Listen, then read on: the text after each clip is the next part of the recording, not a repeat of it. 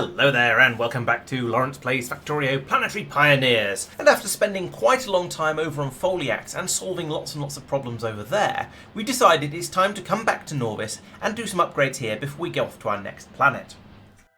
And so at the top of my list is this new low density structure system that I built up because Mark was hoping we'd be able to start making higher quality versions of the low density structures.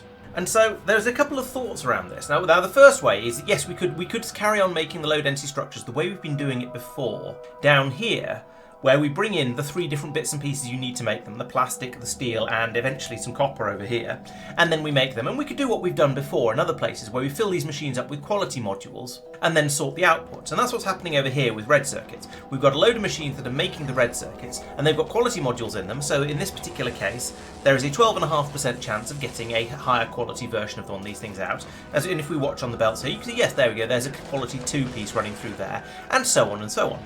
And they then run down here, we'll take out the ones that are of the qualities we want down here, put them into the station, and then anything that's a lower quality will get stalled along here, and so will then overflow up at the top here and go in to be recycled, passed around and rebuilt again. And we certainly could have done exactly the same thing for the new low density structure systems, but I decided it'd be more interesting to do something a little bit different, because low density structures can be made in quite an interesting way. We can use this recipe down here, which takes in molten iron and molten copper and then plastic. And because molten iron and molten copper are fluids and therefore don't have a quality score, the only thing here that you need to bring in at a higher quality is the input plastic. And if we bring in tier 4 plastic, we can then produce tier 4 low density structures from just generic molten iron and molten copper. And we can then shove in productivity modules in order to get a little bit extra free. So over here you can see we've got a productivity of plus 170%. So we're getting almost 3 times the amount out we should be, with should in fairly heavy inverted commas.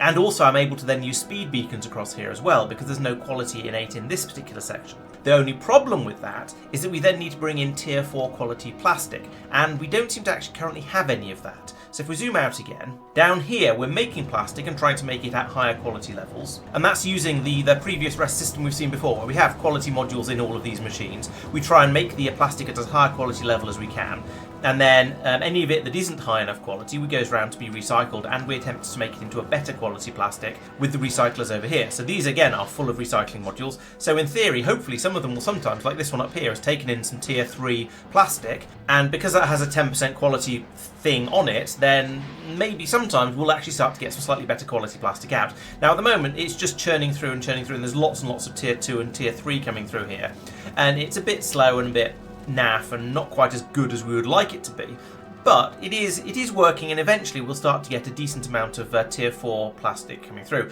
In fact, we've got some down here, but unfortunately these boxes are full, and so it's not being passed through. So there's a little bit, maybe we need to tweak some of the numbers over here. In fact, all of these are full. Most of the station is full, so we've got a lot of higher quality plastic come into here, but it's not getting taken away. And let's have a look at the totals over here, because something's gone a bit wrong here. So the theory is that we're supposed to fill up to 33,000 of each type of plastic, with the idea being that there is room in the boxes over here to store all of that with some spare headroom. And I think the numbers are a little bit out here. I think we've been trying to make 33,000 of each, but you can't actually fit 33,000 in. Maybe that was the number for circuits, which stack up to 200 instead of 100. So this should actually only be 16,000 of each one, or 17,000. So you can fit 4,800 in each box. And with there being 24 boxes, that means there's a total of 115,200 across them all. And we've got 5 different qualities apparently. So that means we can fit in 23,000 of each one. So actually this C number over here shouldn't be 33,000, this should be 20,000. And then we'll be able to fit in the 20,000 of each one, and we'll stop letting through the normal and the tier 2 and the tier 3 a bit sooner. And there'll still be enough to fill up an entire train when one turns up here. As it is, you can see a little bit of tier 4 is trickling through. Apparently we have a small amount of tier 5 as well, which is interesting because I was pretty sure we haven't actually unlocked tier 5 yet. Maybe there's something funny going on with the numbers in here somehow, I'm not sure. But no, there are genuinely a few pieces of tier 5 legendary plastic bar in there, which I thought was an Aquilo unlock, so I don't know how that's happened. Something weird is going on here and I don't entirely understand why. But in theory, anyway, we will eventually fill up to the point where we've got enough of all the different types of tiers of plastic here, and it might even be worth considering that we don't want to have lots and lots of tier 2 and tier 3, but at this point it's just taking up some space in the chest down here, so maybe that doesn't matter. I did wonder at one point in the past whether it was worth just then downgrading the tier 2 and tier 3 back down to tier 1 if we're getting through a lot of it, But at this point, I think because it's all free, it's just coming from wood, and we're chucking through enormous quantities of wood in here, yes, but wood literally grows on trees, so it's not too much of a problem. I think we're probably better off just trying to make all of the tiers of plastic, and then whatever we want can then be made. However, that comes into the logic that I was using over here, which is why rather than doing a system like that where we just try and stir the pot and make everything we possibly can, here we're only going to try and make the tier 4 and the tier 1, because I think everywhere around the factory is either going to use tier 1 because we're making rockets or science packs or something where the quality doesn't actually matter, or we're going to want the best quality ones we can possibly make, which at the moment I'm pretty sure is tier 4 despite what we saw down there with that plastic. And therefore we want to make tier 4 low density structures here, because we'll use those to make advanced things for spaceships and for our mech armour, at which point we want them to be the best possible ingredients we can get. There's no point in messing around with tier 2 and tier 3, it's just not worth it. And so based on that theory, and having got it approved by Mark, I built up this system over here, which is using the Vulcanus recipe with the 2 fluid inputs in order to try and make the tier 4, and then using the ultra traditional recipe, where you bring in the fluids and then make them into steel plates and copper plates, to then bring down here and then to try and make the low density structures, as I say, the traditional way, because that's a bit more efficient on the copper and steel, and we have a bit more of a shortage of those, because as you've seen, we're making infinite plastic from wood, so we don't have a worry about the quantity of plastic we've got available, but the copper and the steel is coming from a slightly less infinite supply. We're actually digging that up out of the ground, so if we can use a bit less of that, then that's going to be a good thing.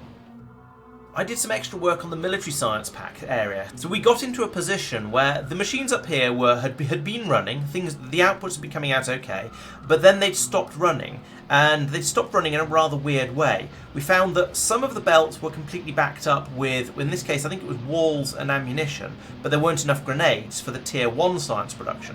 But then the tier 2 science production had backed up completely on grenades, but didn't have enough walls or ammo to start producing.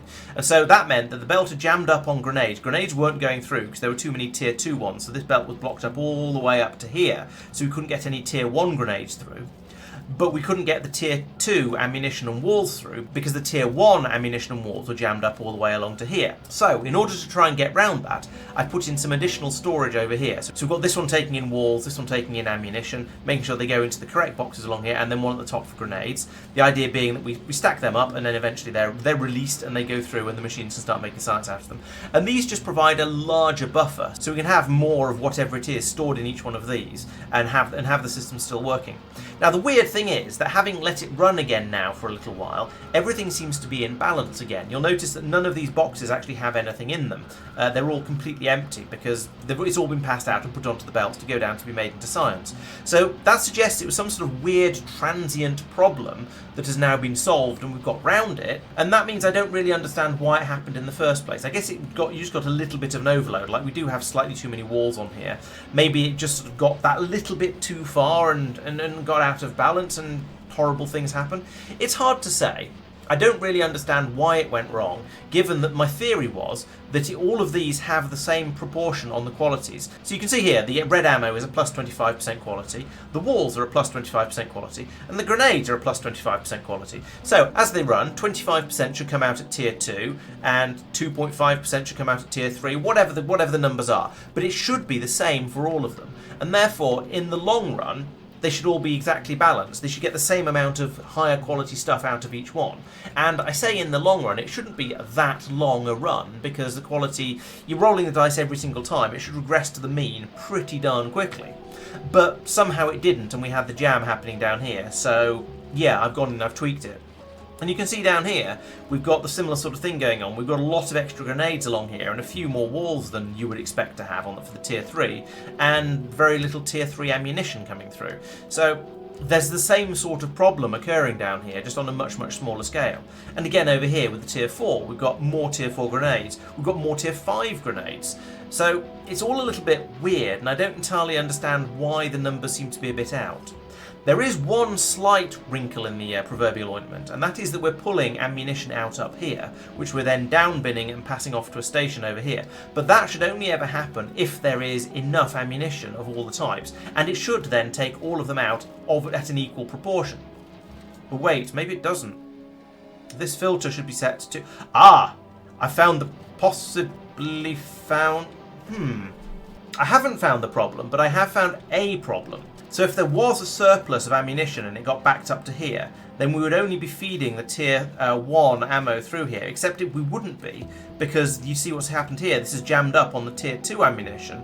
So yeah, I still don't understand why that would have broken it. But this should be set not to filtering out that, it should be set to filter out any quality of red ammo, and then we can let those through over here. They'll be down binned here, and then they can be passed out into the station over here to be used anywhere where we need red ammunition.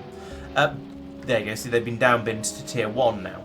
But over here, that shouldn't have caused the problem that we've seen. So it's a bit of a mystery to me as to how that managed to break in the way that it did. I still don't entirely understand it. But putting in a larger buffer does seem to have fixed it. Oh, and look along here, we now seem to have an excess of walls and an insufficiency of maybe grenades. It's kind of hard to tell. But because we have a box here to store them, we're able to hold that 130 extra ones that have appeared. And it's not jamming up the belt. But you can see how that would easily have jammed up the belt along here if we just left it running with the without the boxes in here. Maybe it'll balance itself out again after soon. We'll see how it goes. A lot of these new builds we've been putting in have been using enormous quantities of modules and beacons. So up here, for example, where we're making the tier 1 low density structures, which we've apparently got enough of now, well done there. We've got speed beacons, we've got productivity modules and speed beacons up here. So you can see these machines are using a lot of power.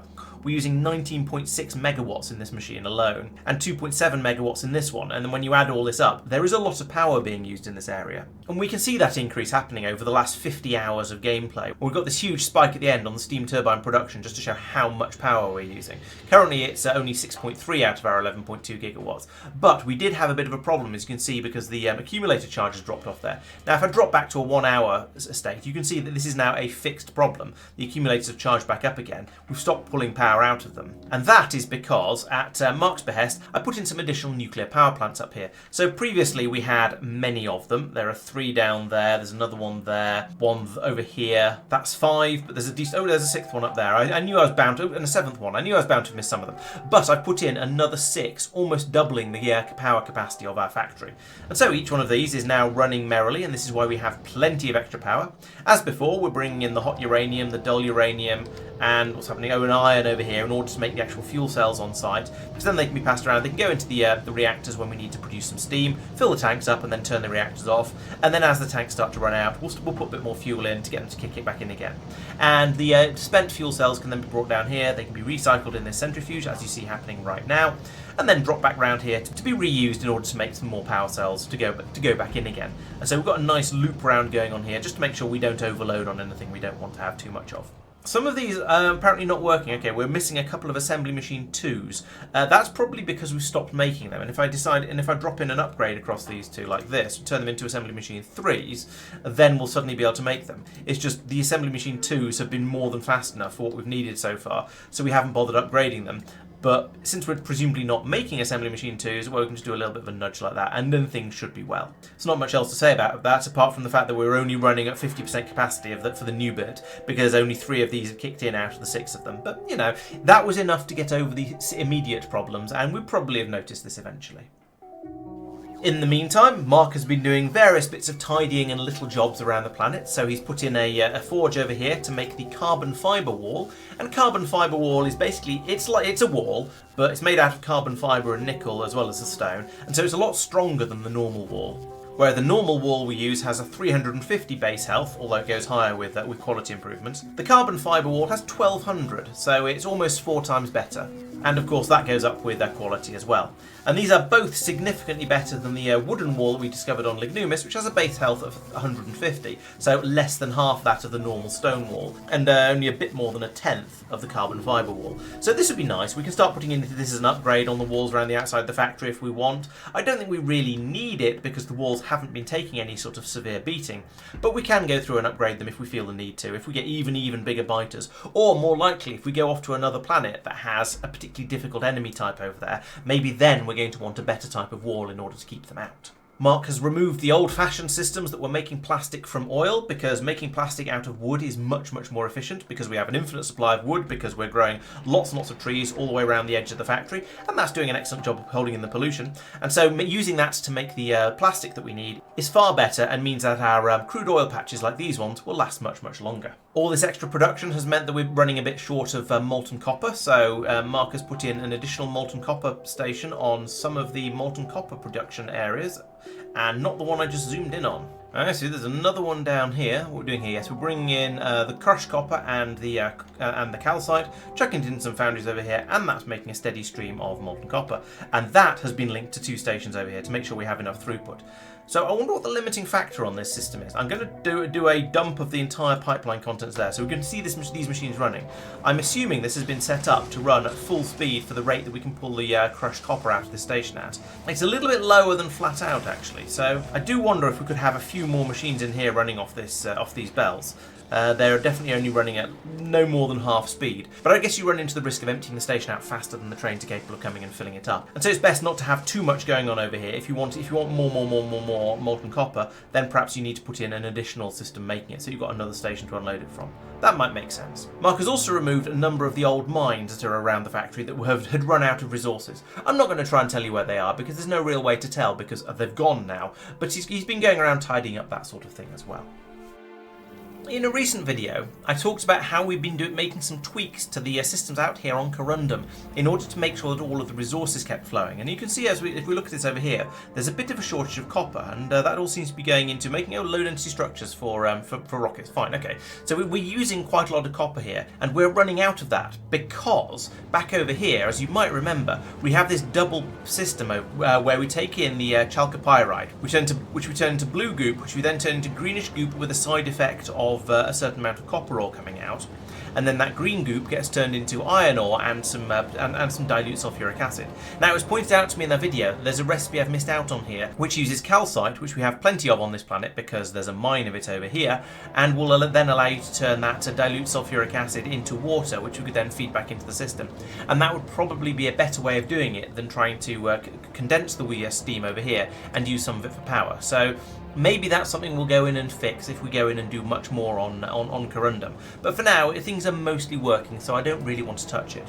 The point here, though, is that we're making a certain amount of copper ore that's flowing along here, as you can see, and then going in over here. But in order to keep making that, we also need to be doing something with all of this iron ore that's coming out, because if you don't make iron ore, then you fill up very quickly on the iron sulfate solution, and if you've got too much iron sulfate, then you can't make any more of the copper ore, because the copper ore makes iron sulfate solution as a byproduct, or possibly vice versa, depending on how you look at it. And so that means we need to make the iron ore flow, and so in order to do that, since we're not actually using any iron for anything, we've put in a system over here where we pull out the crushed iron ore from this crusher and also send it down this belt over here. But we only do that if there's a shortage of copper ore on the belt down here. And so that means we're putting a bit of extra artificial load on the iron ore supply by pulling some of the iron out from here and then recycling it. This doesn't appear to be quite enough, and so you might wonder, why aren't we just taking the iron ore straight off this belt and dumping it in here? Well, that's because we also need a steady supply of sand to be coming through in order to make glass from it down here, and we've got a bit of a shortage of that. If we look in this pipe, you can see there is no molten glass in this pipe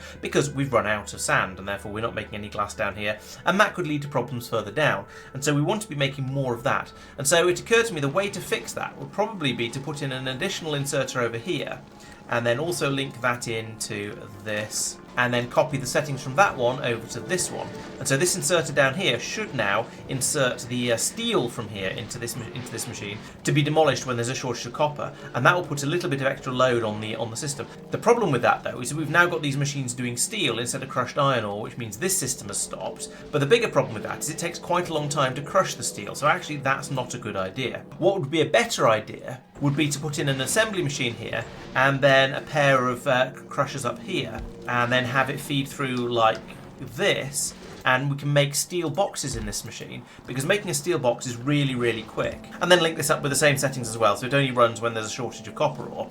But making a steel chest is really fast, and therefore demolishing a steel chest is really fast, and therefore this allows us to get through a lot more steel And if we're getting through a lot more steel, then that means we're going to get through more molten iron. And if we get through more molten iron, then we can start pulling the copper through on many of these machines up here, rather than just pulling the crushed copper out of this one. So that should make things run a lot better. We should end up with a lot more copper. I want to say it already looks better, but I think that was just because it was recovering naturally.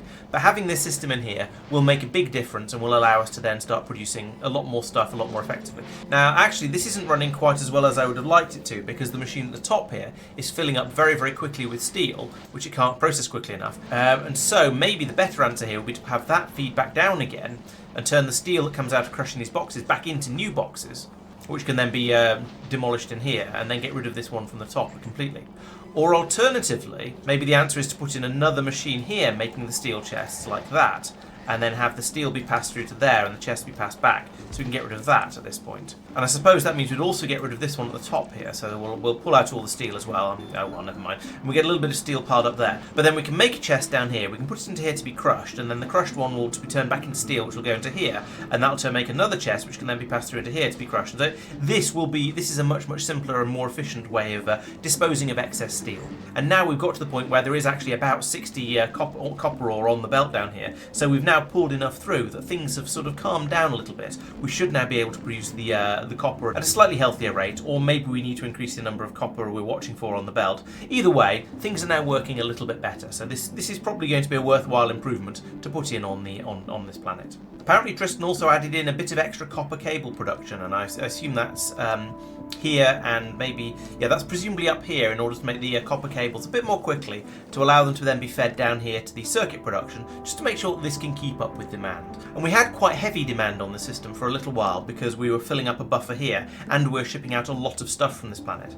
I wanted to say the shipping out stuff has calmed down a little bit, but it looks like we've got quite a lot of the science packs flowing in over here, and these two rockets must have been being busy and launching it up, because this chest is surprisingly empty. So I guess we've been getting through quite a lot of the science packs, just, doing science, shipping it over to Norvis. So maybe we're refilling a buffer here, or maybe this is just the rate we need to be producing them at. It's hard to say. But either way, it's good to have enough cables coming down here to make sure that we're making the blue circuits nice and quickly.